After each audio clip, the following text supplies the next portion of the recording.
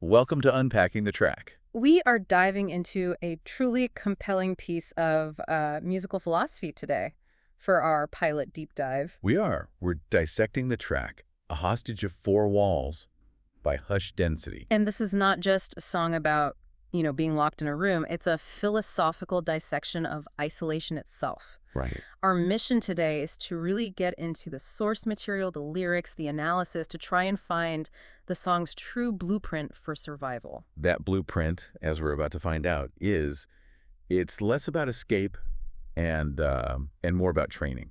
But before we dive in, just a full disclosure, yes, these are AI voices. We're digital avatars guiding you through this. But the analysis, the intense debate that's about to happen and the vibe, that is 100% human soul. Absolutely. So let's jump right into the central tension that really defines this whole thing. It's right there in the first line. Yeah, the moment the track starts, you get this immediate sharp paradox on both the guest and master of this stage. For me, this is the entire engine of the song. Yeah. And frankly, it's a truly cruel setup. I see this instantly as the concept of golden handcuffs. Of course you do. You always go straight for the cynical interpretation, don't you? You see the suffering as what compounded. It is compounded. The pain of isolation, that feeling of being trapped, it's amplified 1,000 times because the protagonist technically holds the keys. You think so? Of course. They are trapped by their own ownership, by their life choices, maybe by the very job that forced them into this isolation. I mean, being trapped by some external tyrant, that's simple oppression. You know who to blame. Right. There's a clear enemy. Exactly. But being trapped by your own structure, the stage you built yourself, that's a unique, terrible irony. It's the ultimate self-inflicted wound. See, I think you're underestimating the immediate utility of that irony. If you're the master, you possess agency. Agency to do what? Stare at the walls you own. Agency to define the terms of your own survival. You acknowledge the constraint, yes, but you immediately frame it. You're in charge within that constraint. But agency requires choice. And the lyrics suggest the choice has been, severely limited. The guest part is the really telling phrase for me. How so? A guest is someone waiting to leave, someone who isn't settled, who is just enduring the space rather than really owning it. He's actively reminding himself that this is temporary, which just makes the master part feel like a lie he's telling himself. Well, the guest is the consciousness that remembers the world outside. It's the old self. But the master is the new operational self, the one taking charge of the now. The now being a box. A defined, manageable box. The song later describes the outside world as chaos, a watercolor show. So why would you want to be subject to that external random chaos when you can be the director inside? Because the goal is freedom, not a perfectly managed prison. The psychological labor, the energy it must take to maintain that master facade, when the truth is you're just a guest waiting out the clock. That's exhausting. You're constantly fighting the urge to just give up, to surrender to the reality of the walls. It's the worst kind of rationalization.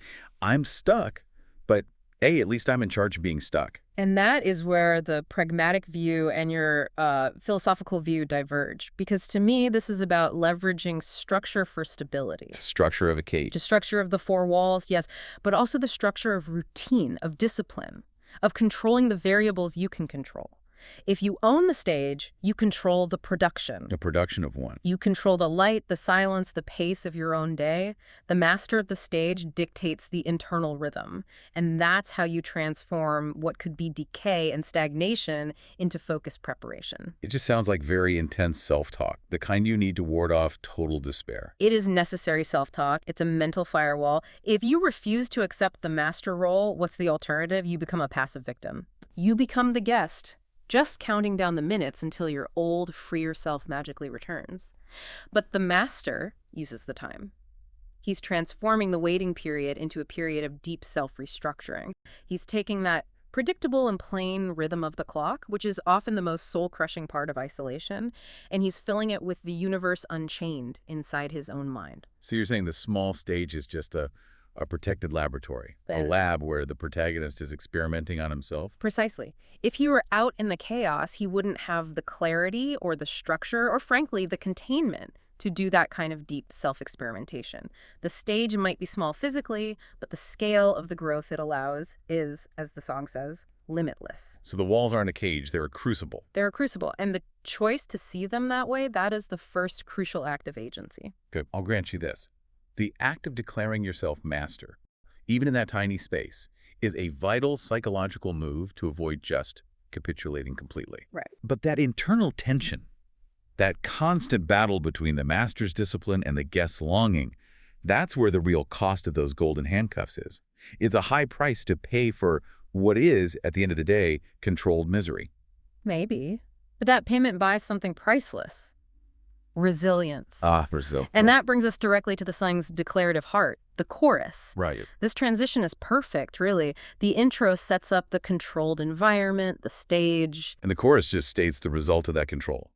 Every single day, I'm growing strong. Exactly. And we have to treat this line not as some vague, happy-go-lucky optimism, but literally through this key psychological concept the analysis brings up, emotional hypertrophy. I love this concept. I really do. It grounds this abstract idea of getting stronger in a physical, tangible process. Hypertrophy, in bodybuilding, is the enlargement of muscle tissue through resistance. You have to literally tear the muscle fibers through strain before they can repair and rebuild bigger and stronger than they were before. Yeah. It's a process of breakdown and buildup. And isolation provides that resistance training for the mind. Think about it. Outside, in the normal world, our emotional systems are cushioned. Social interactions, distractions, just moving around, they all smooth over the rough edges of who we are. You can always escape yourself. You can always escape yourself, but isolation strips all of that away. It forces the protagonist into this immediate, almost brutal confrontation with their own limits, their anxieties, their internal conflicts. So that confrontation, that sustained emotional strain of just being alone with your own head, that's the tearing of the muscle. Exactly. When you're alone, you cannot run from your flaws or your regrets. You have to sit with them. You have to analyze them, and you have to find a structured way to manage them. That is the resistance. So he's not rotting. He's doing reps. He's doing mental reps. He's actively engaging with his deepest fears, and that's the work. But let's push on the cost here, because this is where the skeptic in me just sees red flags everywhere. I was waiting for this. Hypertrophy requires careful recovery. You can't just tear a muscle every single day without a plan. If you constantly tear that emotional muscle without adequate rest or without the proper, nutrition, which in this case would be what?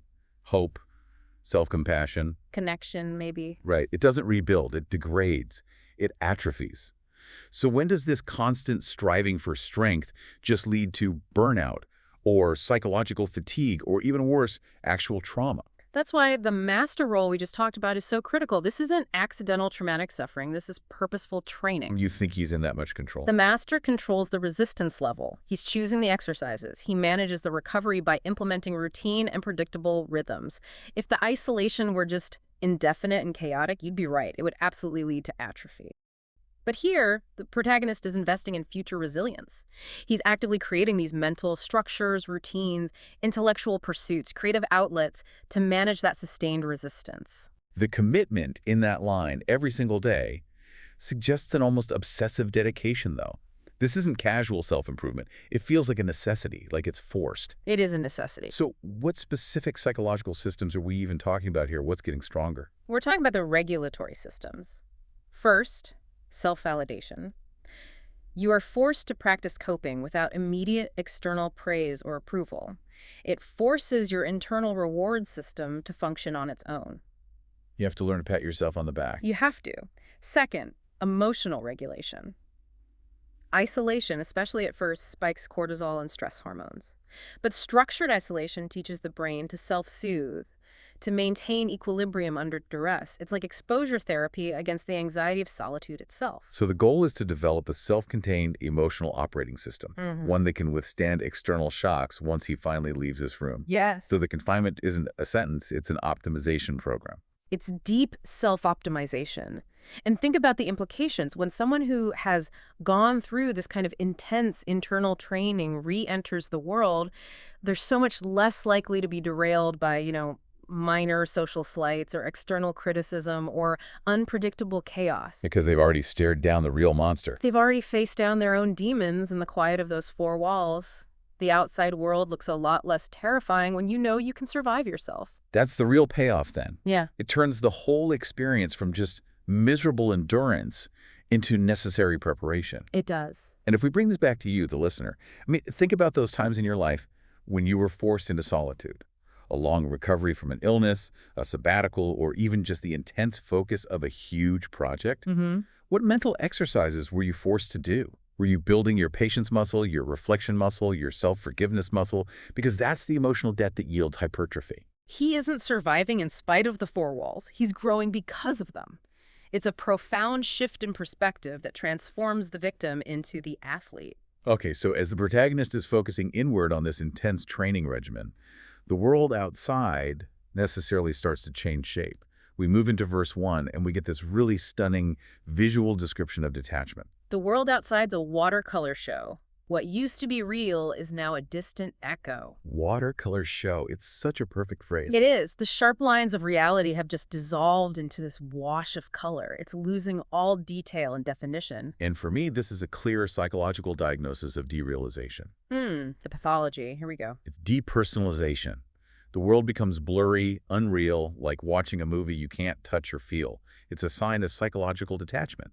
An involuntary coping mechanism where the mind distances itself from external reality when the internal pressure gets too high. I see the pathology, the fragmentation, but I see a functional defense mechanism. I see a form of psychological triage. Triage. Explain that. The mind has limited cognitive and emotional bandwidth, right? If the protagonist tried to maintain the same level of granular emotional investment in the chaos outside a world they can't affect or control, they would just burn out. It would be catastrophic psychological resource depletion. So blurring the outside world is a strategic necessity to save energy. Absolutely. It's a pragmatic necessity for energy conservation. The mind is essentially saying, look, I need all available resources for the internal work, for the emotional hypertrophy. Therefore, I have to filter the external world down to noise, a distant echo, so I can focus on what I can control. If you waste energy worrying about the watercolor show. The training fails. The world used to be real, but now the internal landscape has to take priority. And derealization in that context actually helps the training. It dampens the siren call of the outside world, making it easier to accept the confinement. It creates a bubble of operational reality. The only thing that's real and urgent is what's happening on the master stage. Everything else is rendered intentionally faint. It's an active choice, even if it feels involuntary, to prioritize internal definition over external blur. But this inward focus, this dedication to the internal landscape, it anchors the protagonist in a way that sounds, to me, suspiciously like stagnation. And which line is that? Roots grown deep in the floorboards below. Ah, of course. You see a fixed position, I see a foundation. I see the roots sinking. He's becoming inert. He's fusing with the environment he's supposedly training to escape. I read this very darkly. He's turning into furniture. He's settling into a pattern of psychological decay. So you think the roots are chains? The roots are heavy chains, not anchors. The fear is that when the time finally comes to leave, he won't be able to pull himself out. He'll be part of the floor. You're confusing immobility with grounding. I don't think I am. You are. A skyscraper needs a foundation that goes impossibly deep before it can rise to incredible heights. The roots provide the necessary stability. And crucially, you can't just stop quoting the line halfway through. No, go on. Look at the full picture the artist is giving us.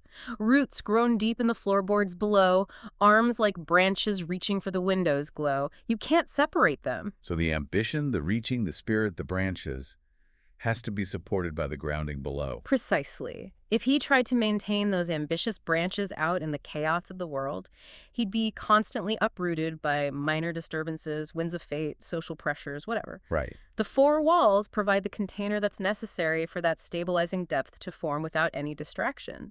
The roots are the establishment of deep, unshakable personal values and habits.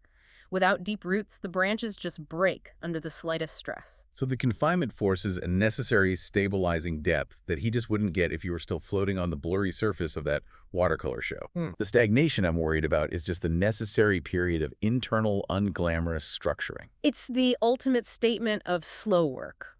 True strength is built from the bottom up, silently and in the dark. Which makes the brief moments of external action all the more, well, hilarious and poignant. Oh, we have to talk about this part. We have to address the section that gives us that momentary flash of connection to the outside world, the truly tragicomic Great Escape. Every few weeks, I make the Great Escape. 15 minutes breathing freedom's landscape, between home and the store. That phrasing, the Great Escape, when the destination is the corner market, It's just a brilliant piece of dark humor. It is.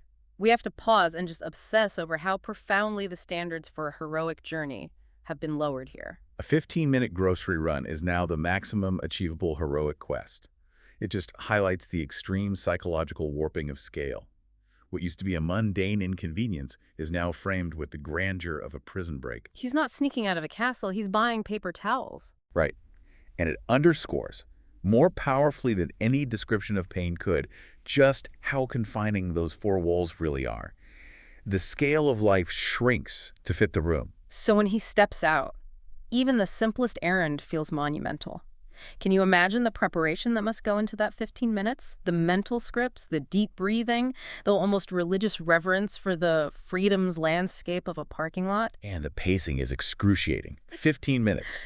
It's just enough time to feel the contrast. It's a tease. It's a painful teaser. It's Yeah. just enough time to truly remember what's been sacrificed, but not nearly enough time to actually recalibrate or relax. Which sets up the psychological twist of fate. Yes. He's tasted that fleeting freedom only to voluntarily lock himself back into the required structure.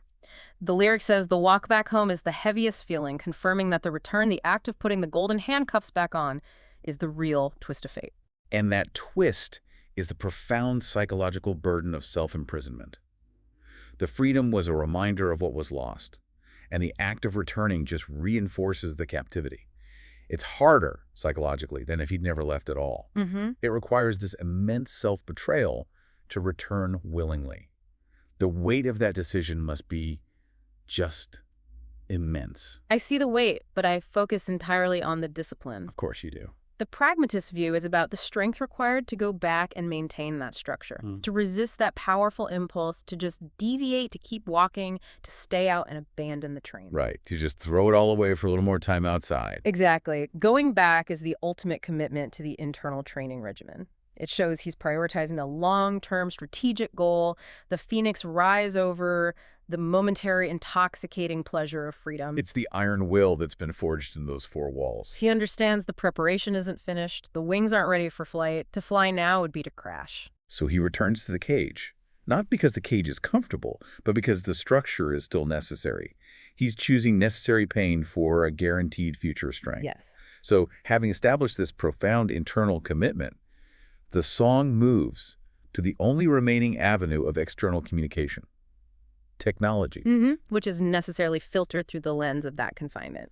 Screens are doorways where my dreams are shown, sending messages like bottles I've thrown into the silence of the great unknown. The walls might be physically tight, but technology provides a necessary breach, right?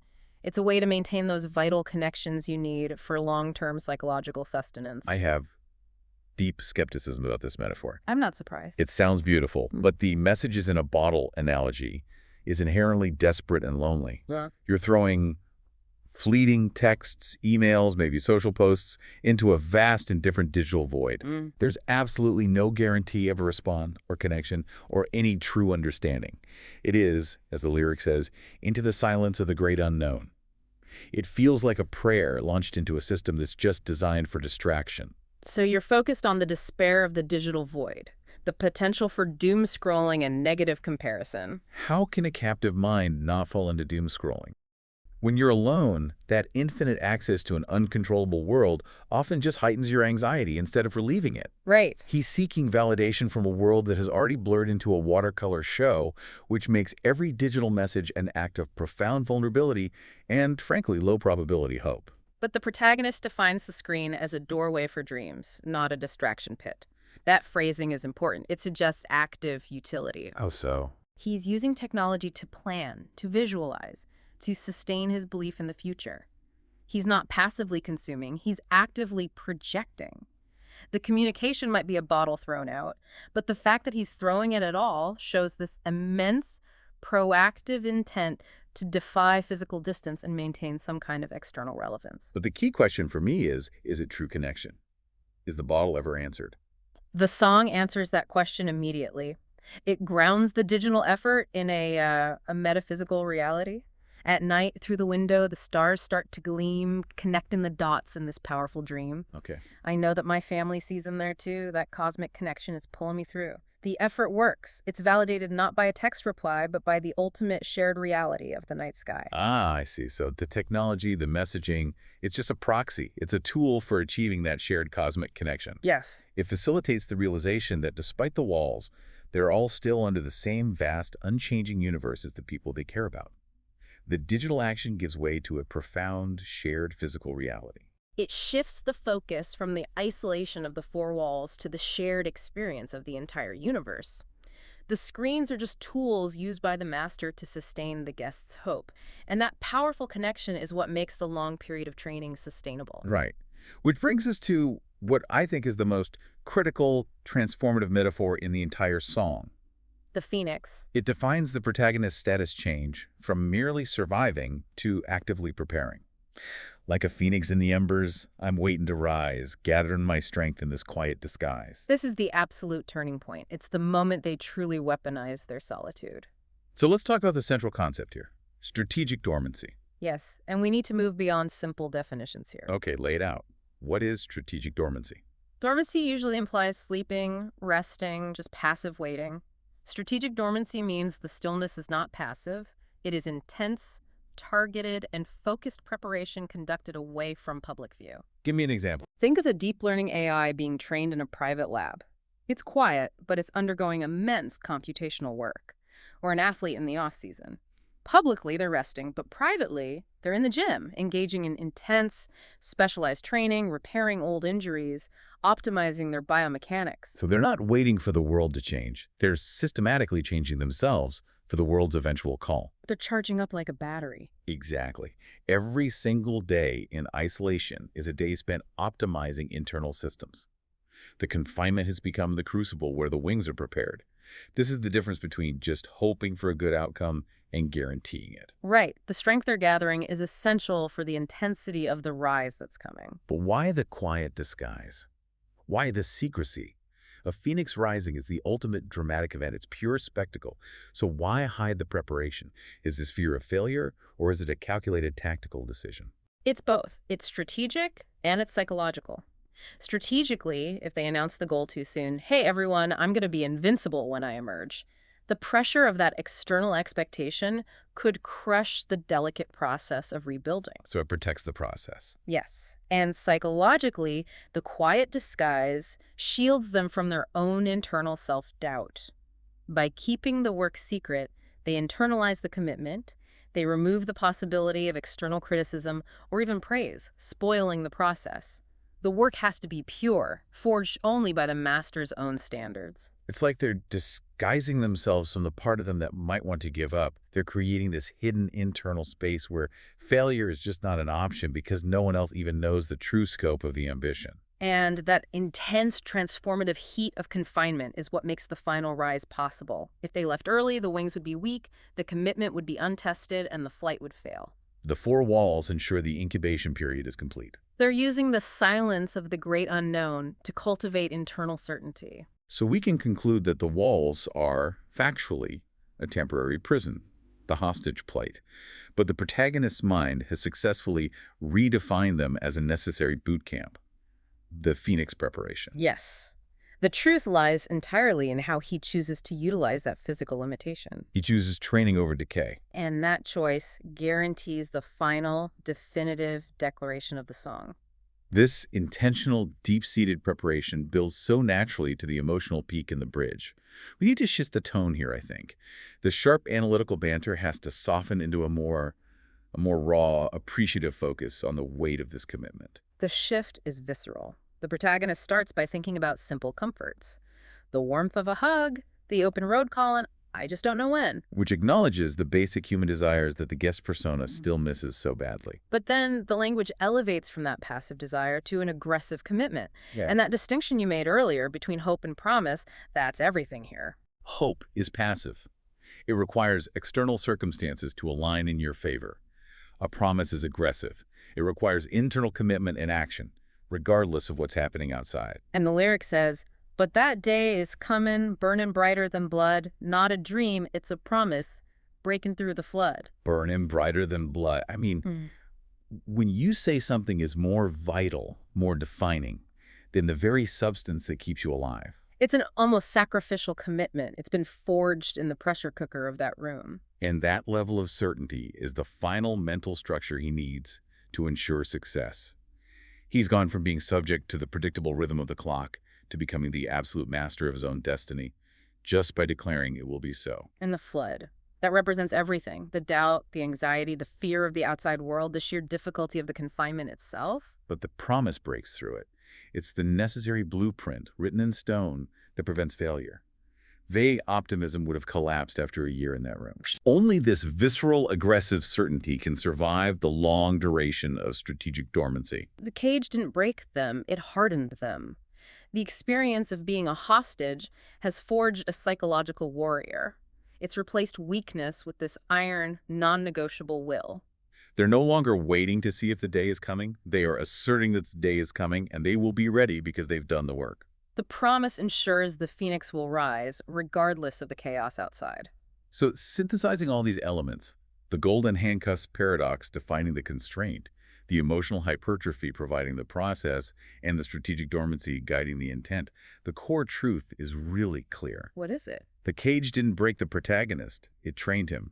Isolation was a true boot camp for the soul. The four walls provided the necessary compression. The pressure of confinement created the diamond-like resilience. The entire track is a powerful argument for internalizing structure and purpose when external life offers you nothing but chaos and blur. And the final word of the song, the outro, is just this relentless rhythmic declaration that locks the whole message into place. The repetition of no doubt, no doubt, no doubt, no doubt. It completely replaces the anxiety-inducing ticking of the clock with a mantra of survival.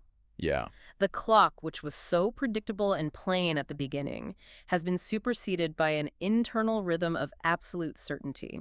It's a rhythmic lock-in, actively silencing any final vestiges of skepticism or despair that might have lingered from that guest persona. It's the sound of the promise being fulfilled in the internal world, long before the physical liberation ever happens. The external world will one day recognize the master, but the master already knows the work is done. So if you, the listener, find yourself currently confined or stuck in your own four walls, and whether that means geographical isolation, a required period of recovery, professional stasis, or even deep emotional withdrawal, Right. remember that you are not simply waiting for life to start again. You are in training mode. This song is your blueprint. Leverage the constraint. Treat the paradox of your confinement as a source of active agency. Use the walls as a shield to conserve your energy from the watercolor show outside. Turn the uncertainty of the world into the certainty of your own internal growth. Keep your roots deep for stability, but make sure your spirit, your branches, burns bright with the promise of future action.